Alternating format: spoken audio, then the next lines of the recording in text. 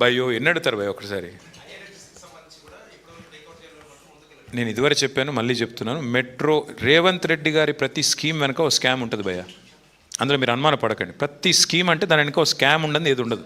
280 ఎకరాలు నొక్కేయడానికి అనుముల బ్రదర్స్కి ఆయన చుట్టుండే అనుయాయులకు కట్టబెట్టడానికి ఈ స్కెచ్ అంతా. ఒక ప్రైవేట్ కంపెనీ నెత్తిన ఉన్న అప్పును తీసుకొచ్చి రాష్ట్ర ప్రజల నెత్తి మీద రుద్దడమే మూర్ఖపు నిర్ణయం. నెంబర్ 1. నెంబర్ 2, నేను ఆ రోజు కూడా అడిగాను, మళ్ళీ అడుగుతున్నా. మేము రాయదుర్గం నుంచి ఎయిర్పోర్ట్ వరకు మేము మెట్రో ఎక్స్పాన్షన్కి టెండర్కి పోయాము, టెండర్ పూర్తి చేశాము. పని మొదలుపెట్టే దశలో ఈ మూర్ఖుడు ఆపాడు. మరి మాకు అడ్డం చెప్పని, అభ్యంతరం చెప్పని కేంద్రం నీకెందుకు అభ్యంతరం చెప్పింది? ఏ కారణం చేత నువ్వు అసలు మెట్రోని టేక్ ఓవర్ చేశావు? ఎవరికి చెప్తావు?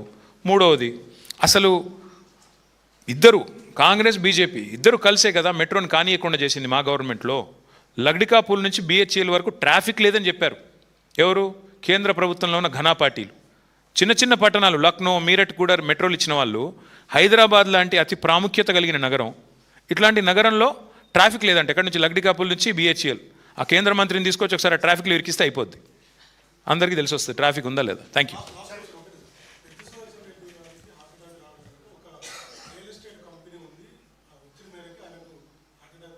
ఎవరన్నారు? నాకు ఐడియా లేదు. కాకపోతే ఒకటి మాత్రం వాస్తవం, మా నాయకులందరినీ వేధిస్తున్నారు. ఇది మాత్రం వాస్తవం. ఆర్ఎస్ ప్రవీణ్ గారు మాట్లాడారు, నేను చూశాను. మా నాయకులు ఒక్కరిని కాదు, ఈ రాష్ట్రంలో ఉన్న మా పార్టీ నాయకత్వం గ్రామీణ స్థాయి నుంచి రాష్ట్ర స్థాయి దాకా అందరం కూడా ఇలా టార్చర్కి బాధితులమే.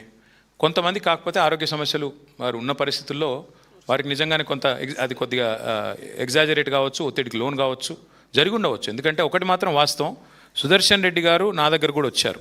ఇట్లా కేసులు పెట్టి మా వాళ్ళు నర్సంపేటలో ఉండే కొంతమంది వ్యాపారులను వేధిస్తున్నారు, వేధించి నా పేరు చెప్పమని చెప్పి పోలీసులు ఒత్తిడి పెడుతున్నారు.